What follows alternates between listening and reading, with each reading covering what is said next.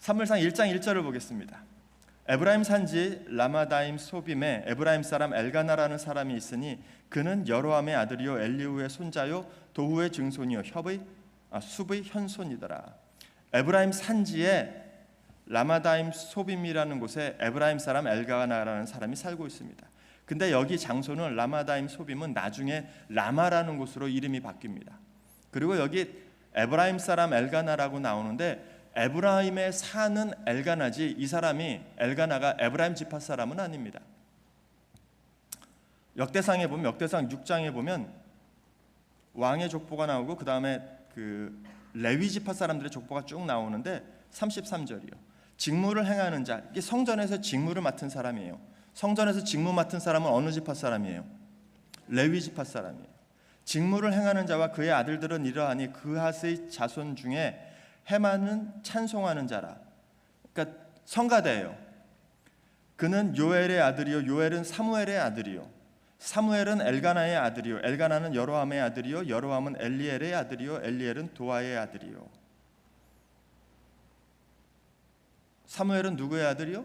엘가나의 아들이라고. 이 사람들 뭐 하는 사람들이라고요? 이 지파 사람들 찬송하는 사람들이라고. 2절 말씀을 보겠습니다. 사무엘상 2절이요. 지금 이렇게 말씀드리는 이유가 한나가 간절하게 기도할 수밖에 없었던 그 이유입니다. 배경입니다. 엘가나에게 두 아내가 있었으니 한 사람의 이름은 한나요 한 사람의 이름은 브닌나라. 브닌나에게는 자식이 있고 한나에게는 자식이 없었더라. 집안의 여자가 몇이에요? 둘. 집안의 여자가 둘이면 재난의 시작입니다. 저희 집도 여자가 둘이에요. 저희 집사람이 있고 저희 딸아이가 하나 있습니다. 근데 이 아이가, 여자아이가 아이일 때는 문제가 되지 않아요. 근데 이 아이가 아이에서 여자로 바뀌는 순간 집안에 여자가 둘이 됩니다. 그때부터는 이 엄마랑 크고 작은 걸로 대립이 돼요. 시끄럽습니다. 아들도 하나 있는데 아들은 뭐 있으나 없으나 별로 시끄럽진 않아요. 근데 이 엘가나의 집뿐만 아니라 또 여자가 둘이던 집안들이 또 있죠. 성경에. 누구네 집이 여자가 둘이었어요? 아브라함 집이요. 아브라함 집이 여자가 둘 있고 나서부터 평안했습니까? 아니요. 여기 여자분들이 많은데 죄송합니다. 여자가 둘 있으면 시끄럽습니다. 근데 야곱의 집안은 여자가 둘이 아니고 몇이 돼요? 넷이 돼요. 집안이 어땠을까요? 여긴 이건 난리도 아니에요. 그러니까는 이복 형제 간에 팔고 죽이고 뭐 이런 일도 생기지 않습니까? 에브라임 사람 엘가나에게 두 명의 아내가 있었습니다. 왜 아내가 둘일까요?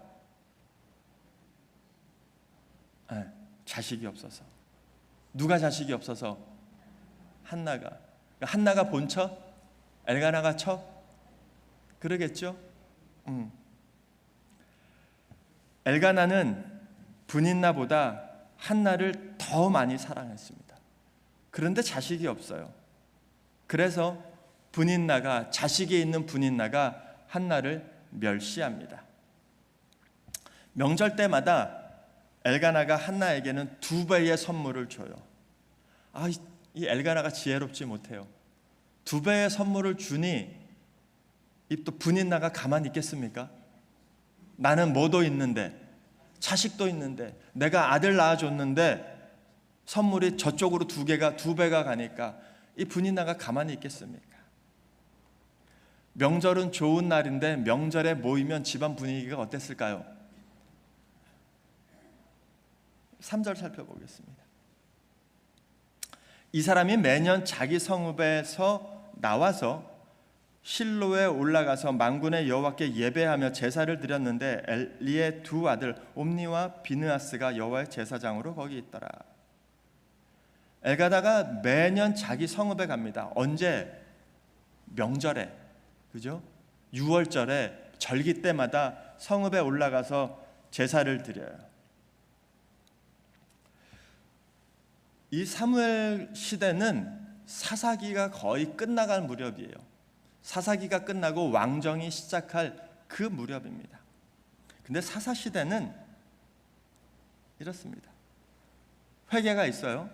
회개가 있어요. 그러면은 하나님께서 구원을 해주시죠. 이 구원은 누구를 통해서? 사사를 통해서 구원을 주세요. 그러면은 태평성대가 유지가 됩니다. 태평성대를 유지하면 배도를 해요. 먹고 살만하면 딴 생각한다고요. 사람이 배부르고 등 따시면 딴 생각해요. 배도를 하면 고난이 오죠. 고난이 오면 회개를 해요. 사람이 좀 어리석어요. 고난이 오기 전에 회개하면 좋은데 꼭 뭐가 와야? 고난이 와야 회개를 합니다. 엘가나의 시대는 어디에 속했을까요? 엘가나가 살던 시대는 구원의 시대, 태평성대의 시대, 배도의 시기에 고난의 시대, 회개의 시대. 여러분들 생각에는 엘가나의 시대는 어디였을 것 같습니까? 배도의 시대입니다. 14절 말씀을 보겠습니다. 엘리가 그에게 이르되 내가 언제까지 취하여 있겠느냐? 포도주를 끊으라. 한나가 성전에 와서 기도하는데 오랜 시간 동안 중얼중얼 기도하니까 제사장인 엘리가 뭐라 그래요? 언제까지 취해 있겠느냐? 포도주를 끊으라. 술 끊으라 그래요. 지금 있는 곳이 어딘데? 성전인데. 성전에 여자가 술 취해갖고 들어왔는데 그거를 가만히 보는 제사장이에요. 내쫓지도 않아요. 뭐라 그래요? 그냥 술 끊으란 소리만 하고 지나갑니다. 그런 시대에 살았어요. 시대가 그런 시대였다고요. 그래서 엘리 때에 블레셋과의 전쟁에서 지고 법궤도 빼앗기고 그런 시대가 됩니다. 영적으로 상태가 어땠을까요? 백성들의 영적인 상태는 타락했어요. 그런데 그런 시대에 엘가나라는 사람은 매년 절기 때마다 성전에 나가서 제사 지내던 사람이에요. 엘가나는 영적으로 어땠을까요? 깨어 있었을까요? 자, 6절 보겠습니다. 6절부터 8절까지의 말씀입니다. 여호와께서 그에게 임신하지 못하게 하심으로 그의 적수인 브닌나가 그를 심히 격분하게 하여 괴롭게 하더라. 매년 한나가 여호와의 집에 올라갈 때마다 남편이 그같이 하매 브닌나가 그를 격분시키므로 그가 울고 먹지 아니하니 그의 남편 엘가나가 그에게 이르되 한나여 어찌하여 울며 어찌하여 먹지 아니하며 어찌하여 그대의 마음이 슬프냐? 내가 그대에게 10 아들보다 낫지 아니하냐 하니라. 참 남자들은 철없어요. 그죠? 이 아내의 속을 헤아려요? 못 헤아려요? 못 헤아려요. 남편들이 언제 헤아릴까요? 우리 여기 집사님들 많은데 남편들이 언제 여러분들 마음을 좀 헤아려 주시던가요? 네? 없어요?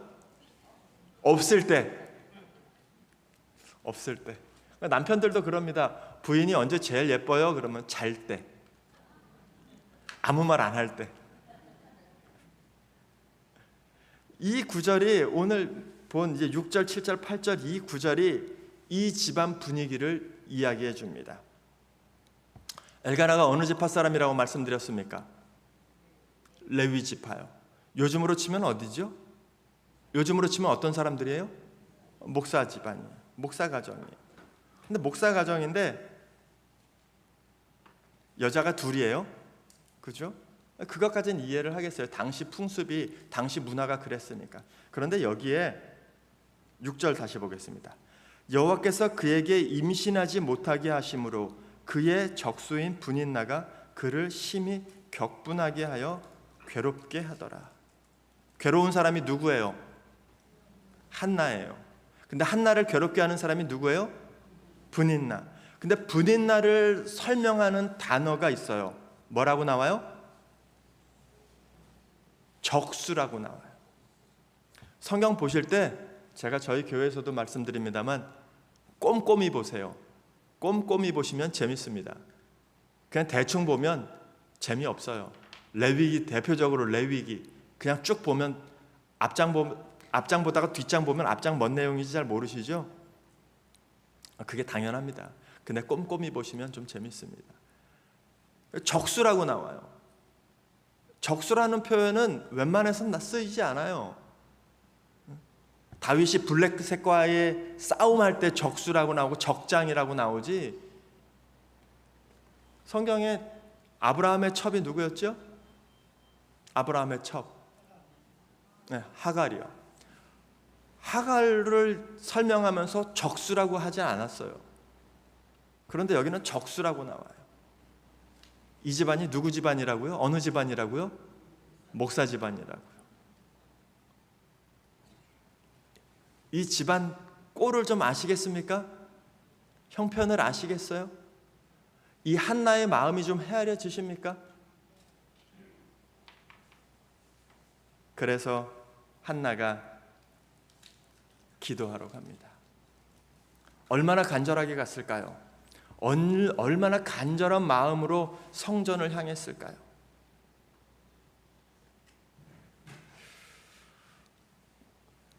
어느 가정들이나 다 행복하지 않습니다. 제가 교회를 섬기면서 방문을 다녀보면 겉으로 보기에는 참 좋은 가정인데 그 가정에도 가보면 뭐가 있어요? 아픔이 있어요. 문제가 있어요. 문제 없는 가정이 없습니다. 아픔 없는 가정이 없습니다. 그런데 그것을 당연하다고 생각하지 마십시오. 이 집도 문제가 있고 이 집도 문제가 있으니 우리 집도 문제가 있는 것이 당연하다고 생각하지 마십시오.